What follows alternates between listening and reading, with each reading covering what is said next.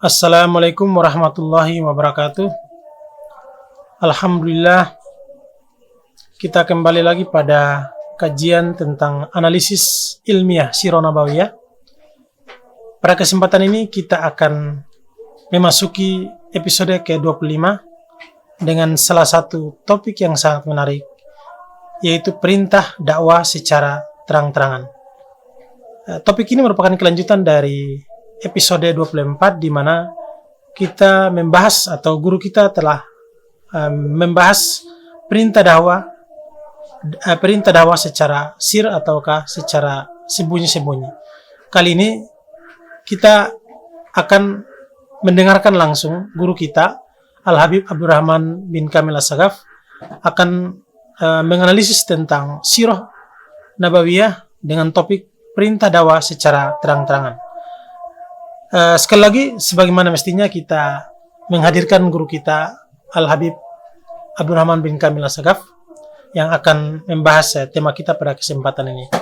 Saya akan menyapa Habib. Assalamualaikum, Habib. Waalaikumsalam warahmatullahi wabarakatuh.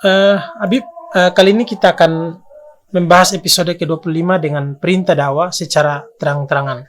Mungkin Habib akan menjelaskan lebih mendetail bagaimana dakwah secara terang-terangan, sebagaimana sebelumnya kita telah menganalisis tentang dakwah secara sir.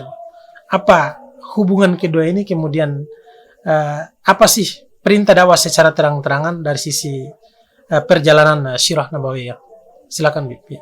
Baik, terima kasih. Alhamdulillah khaliqin nur alladzi akhrajana minaz zulumati ilan nur. Allahumma fasalli wa sallim ala sayyidina Muhammadin al-mawsuf bin nur wa ala alihi wa sahbihi sahibil farhi was surur. Amma ba'du. Rasulullah sallallahu alaihi wasallam, sebagaimana episode yang lalu telah kita bahas, beliau diawali dakwanya itu dengan dakwah sir. Dakwah secara sembunyi-sembunyi. Kurang lebih 3 tahun beliau melakukan dakwah secara sir, secara sembunyi-sembunyi. Sehingga tidak terlalu banyak problem yang terjadi, karena masih sifatnya tertutup. Bahkan keislaman para sahabat yang beriman kepada Nabi di masa itu, mereka diperintahkan untuk menyembunyikannya. Dan dakwah juga secara diam-diam.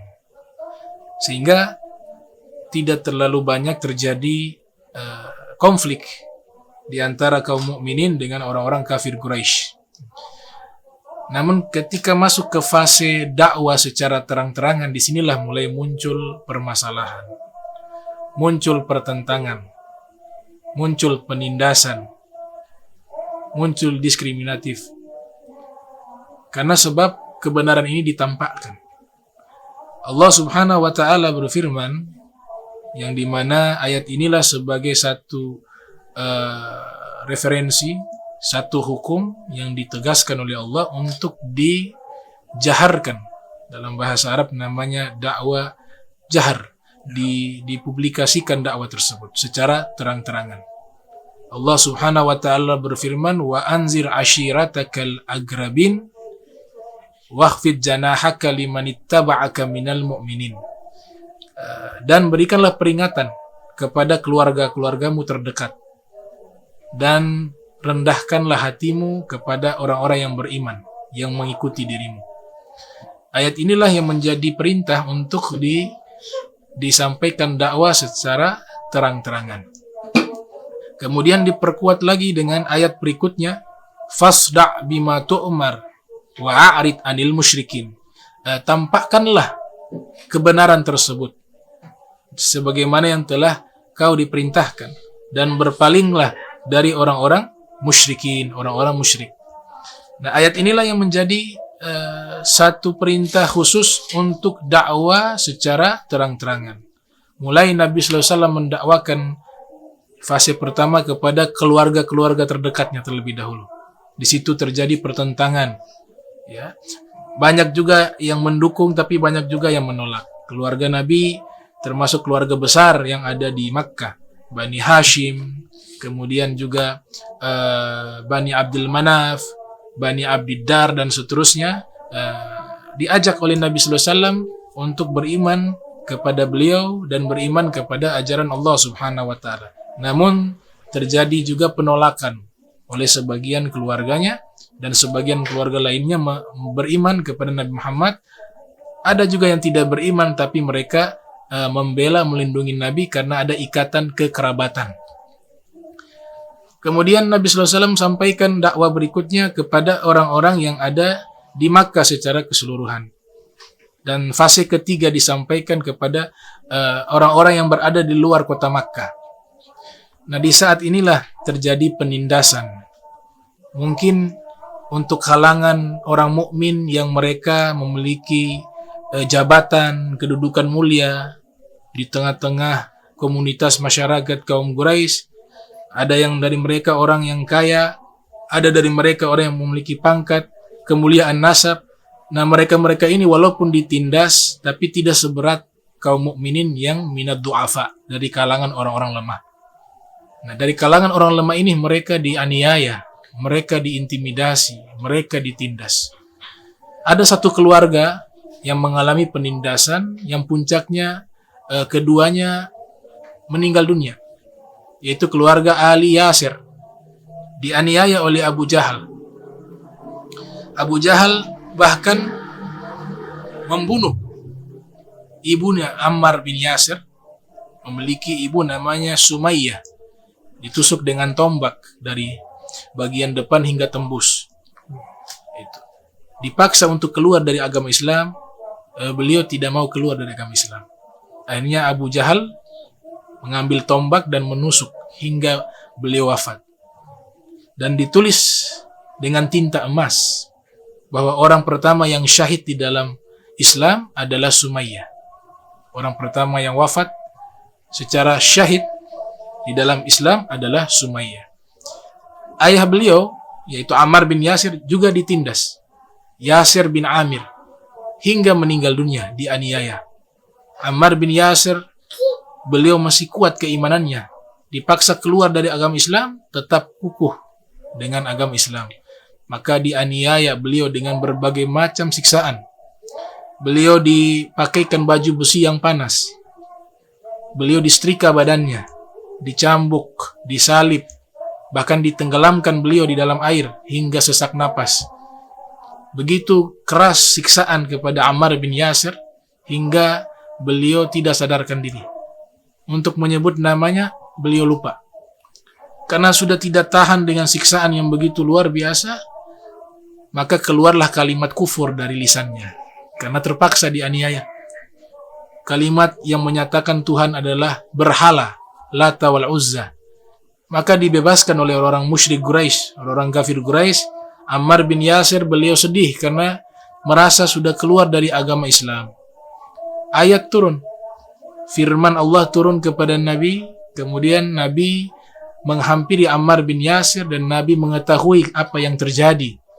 Nabi mengatakan, kau berkata seperti ini dan seperti itu, maka engkau tidak keluar dari iman, engkau tidak keluar dari Islam. Man kafara billahi min ba'di imanihi illa man ukriha wa qalbuhu mutmainnun bil iman. Nah, orang-orang yang keluar dari agama Islam, kafir kepada Allah setelah mereka beriman, itu dalam keadaan tidak dipaksa, memang dia niat keluar dari agama Islam, mereka akan mendapatkan sanksi dari Allah, kecuali orang yang dipaksa. Nah, ayat ini turun khusus kepada Ammar bin Yasir. Kecuali orang yang dipaksa, maka dia tidak keluar dari iman selama hatinya itu masih tenang dengan keimanan. Hatinya terhibur. Apa yang disampaikan oleh Nabi wahyu tersebut membuat hatinya terhibur. Dia khawatir bahwa imannya sudah lepas dari sanubarinya. Dan Nabi SAW memberikan satu janji kepada Ammar bin Yasir. Sobran ya Ali Yasir, inna mau'idakumul jannah. Sabar wahai keluarga Yasir, sesungguhnya janji Allah untuk kalian adalah surga. Ayahnya meninggal syahid, ibunya juga meninggal syahidah, dan beliau juga berjuang ya di dalam Islam hingga mengikuti perang, satu namanya Ghazwatu Siffin, ya, perang Siffin. Akhirnya beliau wafat di barisannya Imam Ali bin Abi Thalib. Nah, ini beberapa sahabat yang mereka minad du'afa, dari kalangan lemah, mereka ditindas. Ada juga Sayyidina Bilal dianiaya oleh Umayyah bin Khalaf, diletakkan batu di atas dadanya. Ya. Beliau tetap mempertahankan keimanannya. Ada Aflah. Ya, Aflah itu dimasukkan kepalanya di dalam pasir hingga tidak bernapas. Dan banyak sahabat-sahabat yang mereka dari kalangan budak, orang-orang lemah, mereka mendapatkan siksaan yang luar biasa. Nah, ada juga orang kaya tapi mendapatkan siksaan karena keimanannya. Sahabat bernama Mus'ab bin Umair. Bahkan Nabi SAW mengatakan, man arada an yanzura ila rajulin nawwarallahu qalbahu falyanzur ila Mus'ab bin Umair. Siapa yang ingin melihat seorang laki-laki yang telah Allah berikan cahaya ke dalam hatinya, maka lihatlah Mus'ab bin Umair. Padahal beliau tinggal di Makkah dengan fasilitas kekayaan yang luar biasa. Masuk Islam, keluarganya tidak setuju. Fasilitas mewah itu dicabut oleh keluarganya, bahkan tidak diberikan makan. Pakaian mewah yang biasa beliau pakai berubah menjadi pakaian-pakaian yang kumuh, semata-mata untuk memeluk agama Islam, agama yang dibawa oleh baginda Nabi Muhammad sallallahu alaihi wasallam. Sangat menarik, Bib. Perintah dakwah secara terang-terangan ternyata memiliki konsekuensi-konsekuensi yang luar biasa. Sebagaimana dijelaskan oleh Habib tadi, sebenarnya apa sih kisah di balik ini semua dibandingkan dengan dakwah secara sir tadi? Perintah dakwah secara sir mungkin resiko-resikonya tidak begitu kuat dibandingkan dengan perintah dakwah secara terang-terang. Saya pikir ini mungkin ada sebuah hikmah besar yang terkandung dalam peristiwa ini. Perintah ini oleh Allah Subhanahu wa taala kepada Rasulullah untuk menjalankan perintah dakwah secara terang-terang. Apa hikmah buat kita, terutama kaum muslimin dan muslimat, memandang perintah dakwah secara terang-terang ini? Ya.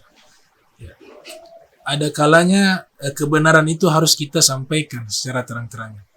Karena ada pepatah kulil haq walau kana murran. Allah mengajarkan kepada kita manhaj, metodologi dalam berdakwah. Tahapan pertama secara diam-diam, face to face. Bisa kita berikan nasihat 4 mata. Imam Syafi'i mengajarkan kalau ingin memberikan nasihat, kita memanggil orang tersebut. Jangan kita menasihati di depan publik. Man nasaha akhahu ya alaniyatan faqad fadahahu. Wa man nasaha akhahu sirriyatan faqad nasahahu. Siapa yang memberikan nasihat kepada saudaranya di depan orang banyak, maka dia sudah mempermalukan orang tersebut. Siapa yang memberikan nasihat hanya 4 mata, maka itulah nasihat yang sesungguhnya. Jadi tahapan pertama kita harus mengambil metodologi secara diam-diam, secara berlahan-lahan. Nanti kita lihat apakah tegasnya kita menyampaikan dakwah ini berdampak baik, ataukah justru sebaliknya. Adapun Nabi Muhammad langsung mendapatkan bimbingan Allah. Jadi semuanya itu pasti tepat sasaran. Tapi kita tidak dibimbing oleh wahyu. Maka yang kita ambil metode yang diajarkan oleh Nabi. Dakwah yang Nabi ajarkan, kalau mampu kita melihat ada kemungkaran, ada kejahatan, dan kita punya kekuasaan untuk merubah itu, maka rubahlah. Nabi menggunakan kalimat rubahlah. Bukan melawan keburukan dengan keburukan. Bukan melawan kemungkaran dengan kemungkaran. Man ra'a minkum munkaran falyughayyirhu biyadihi fa in lam yastati fa bilisanihi. Kalau memang dengan kekuatannya dia tidak mampu, dengan kekuasaannya dia tidak mampu, maka dia berikan dengan nasihat, dengan lisannya. Kalau memang dengan lisan juga tidak mampu, fa biqalbihi wa dzalika adaful iman. Cukup ada pengingkaran dalam hati, dan itu selemah-lemahnya iman. Nah, inilah bagian metodologi dakwah yang diajarkan oleh Nabi kita Muhammad sallallahu alaihi wasallam. Ada satu kitab yang membahas tentang metode dakwah yang sangat baik. Walaupun risalah ini tidak terlalu tebal, tapi isinya sangat bagus untuk orang-orang yang terjun di dalam dunia dakwah fisabilillah tentunya. Nama kitabnya Al-Farqu Baina Nasihati wa Ta'yir, yang ditulis oleh Ibnu Rajab Al-Hambali. Ini salah satu kitab yang mengajarkan metodologi berdakwah. Ya, mudah-mudahan para duat bisa membaca kitab tersebut sehingga jadi pedoman di dalam menyampaikan dakwah tersebut. Ya, terima kasih. Penjelasan tadi sekaligus menutup perjumpaan kita pada episode ke-25 tentang perintah dakwah secara terang-terangan. Kita akan melanjutkan episode 26 dengan mengkaji topik yang lebih menarik lagi tentang bagaimana intervensi dan sabotase kaum musyrikin terhadap dakwah Rasulullah SAW. Demikian, terima kasih. Assalamualaikum.